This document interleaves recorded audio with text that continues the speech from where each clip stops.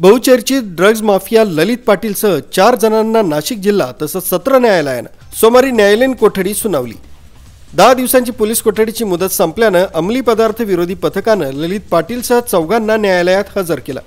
न्यायालयीन कोठडीमुळे ललितसह 4 आता पुन्हा मुंबईच्या आर्थर रोड कारागृहात रवानगी केली जाणार आहे। एमडी ड्रग्ज प्रकरणात मुंबई आणि पुणे पोलिसांनी तपास केल्यानंतर नाशिक शहर पोलिसांनी ड्रग्ज माफिया ललित पाटीलसह त्याच्या साथीदारांचा ताबा घेतला होता। अंमली पदार्थ विरोधी पथकानं ललित पाटील तसंच त्याचे साथीदार संशयित रोहित चौधरी, जिशान शेख, हरीश पंत या तिघांना 8 डिसेंबर रोजी मुंबईतून ताब्यातून घेतलं होतं। चोख बंदोबस्तात शनिवारी पथकानं जिल्हा तसंच सत्र न्यायालयापुढे हजर केलं होतं। न्यायालयाने 4 10 दिवसांची पोलीस कोठडी सुनावली होती।